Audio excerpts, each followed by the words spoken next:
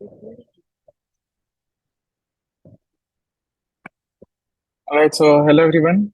Today's lecture is going to be about layer 2 transaction lifecycle.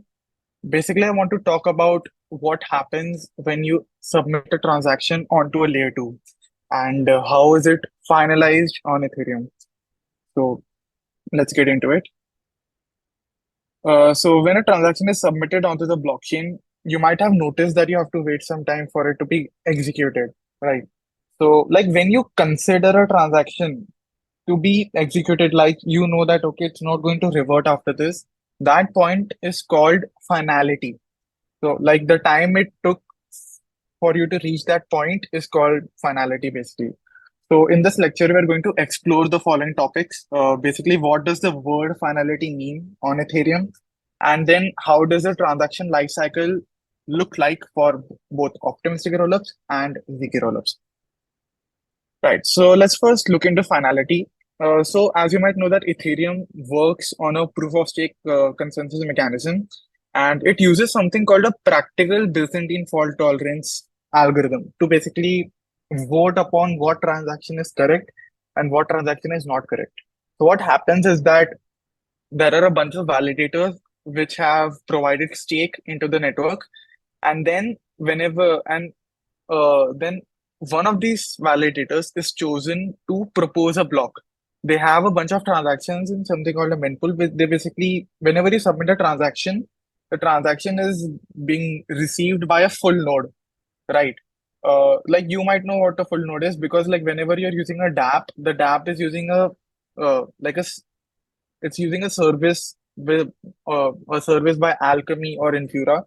So those are basically full nodes. So you're basically using a centralized connection to a full node, or you can use a decentralized connection to a full node. Either way, whenever you submit a transaction, it goes to a network and it is gossiped inside the network until it reaches the validator that is supposed to propose a block. So they have a list of all the transactions that need to be included into the block. They create a block and then they propose it to the network. Now, all the other validators, they have to look at these transactions, re-execute them, and basically confirm that, okay, all of these transactions are indeed valid. For example, like let's say Alice sends 10 ETH to Bob. So for that transaction to be valid, Alice must have 10 ETH and Alice must provide a digital signature approving that, yes, I do want to do this. So like no one uh, apart from Alice can submit this transaction on her behalf. You have to provide a digital signature. These type of things must be validated by validators. So they basically vote on the block that okay, all the transactions are correct, and if the vote passes, the block is included. So let's look at two terms that Ethereum has created. One is called a slot. A slot is basically a 12-second time period. So every 12 seconds, one slot passes. And then there is something called an epoch. An epoch is basically a collection of 32 slots. So one epoch is basically 6.4 minutes long. So why do we need to know this? It is to basically understand what finality means. So, like whenever an epoch starts, all of the validators that are part of the Ethereum consensus, they are shuffled into 32 committees, right? And each slot, so like there are 32 slots in an epoch, each slot is assigned one of these committees. So a committee is basically just a random group of Ethereum validators. And for each of these slots, one of the validators is at random chosen as the block producer. Okay, so they are the ones who get to decide, gets to create and propose what a block should be. So in each slot, there could be only one block, but there could be no blocks as well. But generally, there is one block per slot, right? So the block producer for that slot will publish a slot, will publish a block, and then everyone who is part of that committee gets to vote on whether the block is valid or not. And if two-thirds of the committee, 66%, a super majority of that committee approves that, okay, this block is indeed valid, all the transactions are valid, then that block is, well, it's good to go. It is called like, okay, this block is attestated, right? So during the 32 epochs, each committee basically votes on the block proposed, and each validator gets to vote once, and each transaction is voted upon once. And when the epoch ends, the validators are reshuffled and the committees are created once again. And this process happens indefinitely.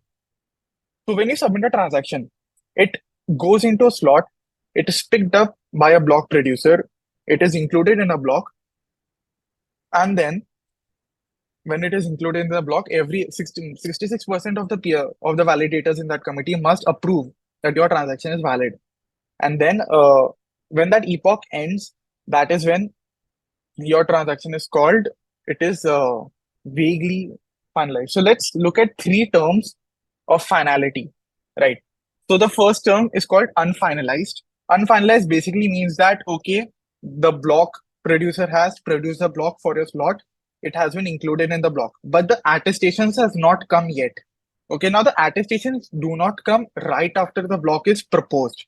Okay, whenever the slot ends or close to ending, the block producer will propose a block, and then the attestators will re-execute it. That takes some amount of time. That is not theoretically possible to do in 12 seconds, right?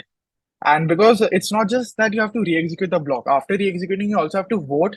By voting, your what you're doing is the validator, it is approving that okay, the block is correct. So they have to send a signature. They have to sign that okay, I'm approving that this transaction is correct. And all of these transactions must then all of these signatures, sorry, they must be aggregated in order to create a one singular signature that can be either that can be checked if it is approving or denying, right? Now, why is that? Because you cannot individually verify every single signature because that takes a lot of time. So, in order to solve that problem, Ethereum created something called BLS aggregation, which is a it is a piece of cryptography that allows multiple signatures to be aggregated. Now, that also requires time, but it allows Ethereum to aggregate millions of signatures at once, which basically allows you to have more than 500, like 900,000 validators as of now, which was not possible before this scheme was introduced. So, so that's why when the epoch ends, so that's why when the slot ends, you don't have a finalized block yet. You just have a block which has your transaction included in it. Now the next state is something called an unfinalized block, but it is considered safe. Someone's mic is on. Can you mute it, please? Thank you. So the next state is called unfinalized, but it is safe. Why? Because this is when the first epoch has ended.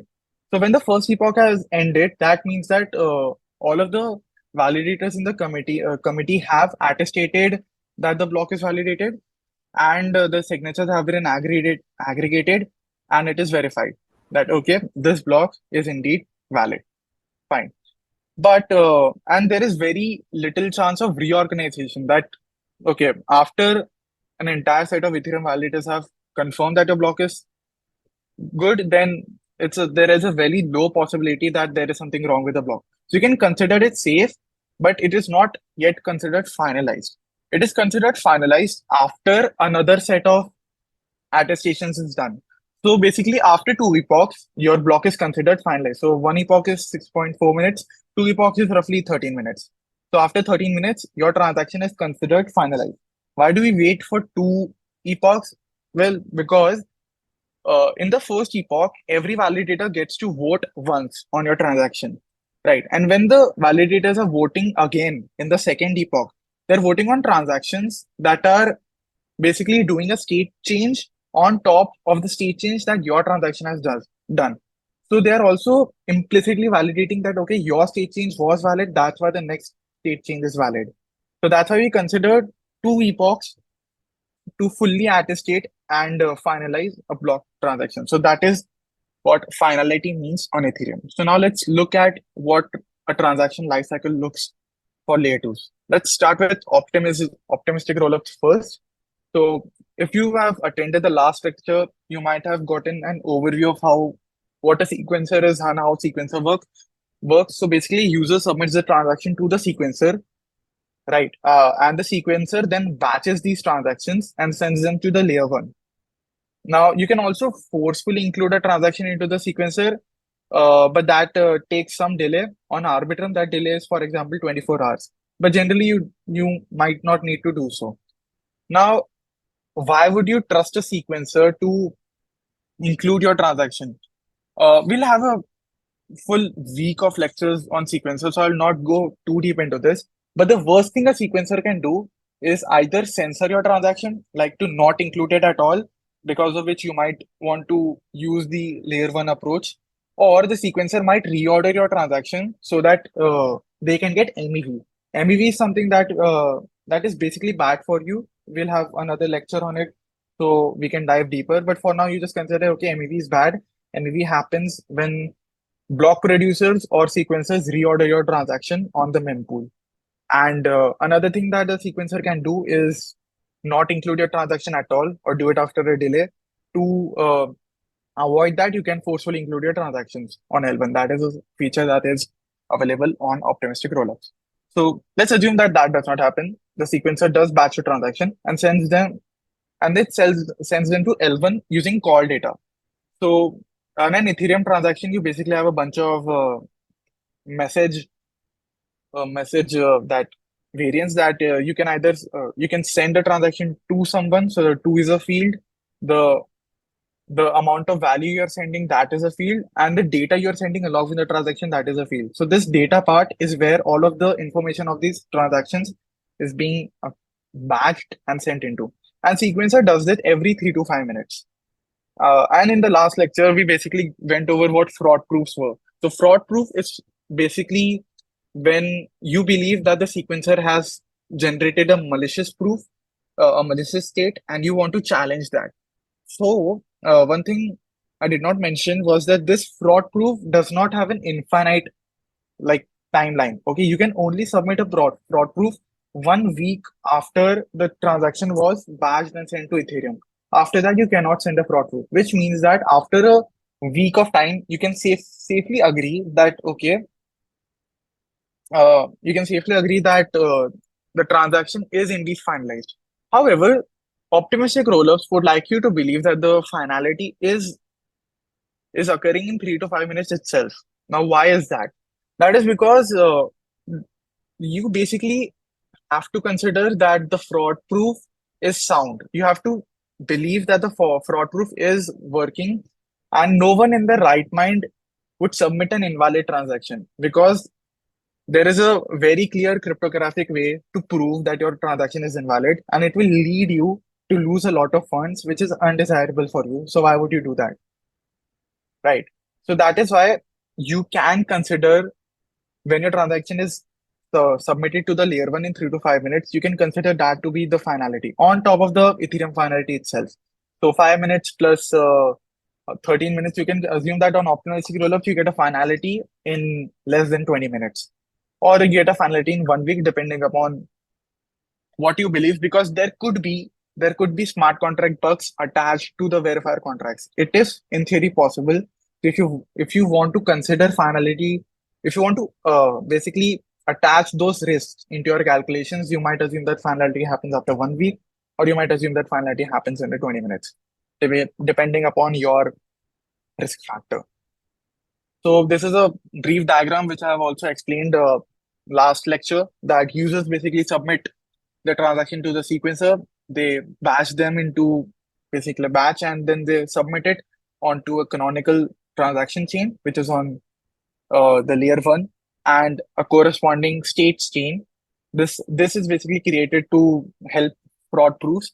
And as I said, that if the sequencer is censoring a transaction, you can forcefully submit your transaction directly on L1, but that happens after a delay of 24 hours, and that happens with a first in first out algorithm. So it's like a queue. So now let's look at the exact terms that optimism uses. Optimism has basically three states. It's an either your transaction is unsafe, either it is safe, or is it finalized. An unsafe transaction is when you have submitted it to the sequencer, it is being processed, but is not yet settled on L1 batch. So this means that this is the time where the sequencer can act maliciously. It can not include your transaction, but generally it does include. So that's why whenever you do a transaction on layer one, you might see that it is instantly confirmed, right? So that is what happening right now. When you submit a transaction on layer two and you see that okay, it is confirmed on MetaMask, what is actually happening is that that transaction is being accepted by the sequencer, And then after a few minutes, it will be batched and submitted on layer one. This type of finality is called soft confirmation. It is a term that is given by Arbitrum. The next thing that can happen too is that the transaction is actually settled onto the layer one, but this is before the finality on layer one itself. So there is a chance that there might be reorganizations, but similar to fraud proofs, you can assume that okay, because Ethereum itself is a proof of stake mechanism, if there is any reorganization, that means that someone's stake will get slashed and they would not have an incentive to do so. So that will probably not happen. So a safe transaction, as the name suggests, is pretty much safe because it is submitted on layer one. And if you really want to be risk prone, you can wait for the finalized transaction, which waits another 13 minutes for the Ethereum transaction itself to be finalized. This is what is called as hard confirmation by Arbiter. So yeah, that is basically a rough overview of how transactions work on optimism. So now let's cover the ZK part quickly. So the same thing happens roughly that the user submits the transaction on the sequencer batches the transactions. But instead of optimistically assuming that the transaction is correct, it sends it to something called a prover. Now this prover basically generates a ZK proof that the transaction is indeed valid. So if you do not have a great idea of what a ZK proof is, assume that there is a piece of there is a function. That function takes in two variables, x and w, and it outputs a variable called y. In our case, x is basically called public inputs, w is called a witness, which are basically private inputs, and and y is called the output, right? So a function is basically you take some inputs, you do some computation on it, and you do an output. A ZK proof is a proof that this computation did indeed happen, and if you give x to this particular function, it will output y. But you do not have to uh, tell them what w is, which makes it private, which makes it the zero knowledge or zero knowledge proofs that you don't need to have the knowledge of the private inputs, but still you can generate a proof which verifies that you have done this computation correctly. However, that part is not necessary for ZK rollups. Why ZK rollups use ZK proofs gen is that computing that state transition function, that okay, you're inputting some transactions, you're inputting the current state, and then you're applying the state transition function such that you receive the post state, like the state after the transaction has applied. This computation, it is a fair bit of computation. It takes work, and generating a ZK proof of that would take a lot more work. But then verifying that that computation was done correctly takes a lot less work than actually computing it. So imagine that on Ethereum, you're doing a transaction. Now you have to verify that that transaction is correct. All of the validators in the committee must re-execute a transaction, right? So that is some work. But if you just want to verify, but like if I execute that transaction independently on a single server, and then I generate a proof. The proof will be expensive, but it will happen only on a single server. And then I provide the proof on Ethereum. What Ethereum is doing is it's verifying that transaction. So verification is so cheap that when all of the people in the committee is re-executing the verification part, it is much less computation power than executing the original proof. Right. So that is where ZK proofs come in handy in rollup transactions. So you submit a transaction on the sequencer, it batches and sends it to the prover. The prover generates ZK proofs for all of these transactions. And when it has generated the ZK proof, it provides that proof onto L1, and L1 basically verifies it. And yeah, that is a transaction lifecycle of a ZK rollup. Here's a diagram that explains it. Similar to optimistic rollups, the sequencer can still do MEV, and it can still drop your transactions. So to prevent censorship, you can forcefully include transactions in ZK rollups as well. And then yeah, you submit the transaction to the prover, it generates a proof, and it is verified on layer one. So here are the terms that are used by ZK Sync for finality. Pending basically means that it is part of the mempool, but it is not yet included in a block by the sequencer. So sequencer, as you know, is responsible for batching these transactions and creating a block. Pending would mean that it is part of the mempool. Mempool is, as I've mentioned previously, that each validator, like when you submit a transaction to the network, the transaction is gossiped around, right? It is gossiped around, and every node gets a copy of the transaction. So every validator node basically maintains a list of these transactions. These list of transactions that it is listening from the network is called a mempool. So if that particular validator is chosen as the block producer, it uses its own mempool to create a block. So that's why it is important for all the validators to include transactions because the mempool of each validator must be roughly the same. So yeah, pending means that it is part of the mempool, but not yet included in the block. Included would mean that the sequencer has received your transaction, it has batched the transaction, it has created a block, and it has sent it to the prover. Now, before submitting the blocks, ZK Sync particularly sends the state that it changes. So, like when a block of transactions, when you apply it to the previous state, it will change the state and create the new current state of the blockchain. ZK Sync is sending this current state on L1. It is doing that because let's say that you do a transaction where Alice is sending 10 ETH to Bob, right? So Bob's balance is increased by 10. Now there is another transaction in the same batch where Bob is sending 10 ETH to Charlie. So now Charlie's has increased 10 ETH, but Bob has decreased 10. So now it is the same as the initial transaction. So if you do it separately, you have to do two state changes for the first transaction and two state changes for the second transaction, or total of four. But if you batch them and send them on Ethereum, then Bob's transactions are basically canceling out and you only have to do two state changes. So that saves a lot of money. So like if you're doing any transaction where the state is not changed, like even if the state is changed, like let's say the Bob is not sending 10 ETH, he's only sending 5 ETH. Right. But still, you don't have to update Bob's balance twice. You only have to update it once. So even in this scenario, you only have to do three state changes instead of four. Right. So that's why batching transaction is cheaper. That's why zkSync opts for this, where they send a state change of the batch to the layer one. And verified is the state when where the prover is generating all the proofs and it is committing it on L1 and then the proofs are being verified on L1.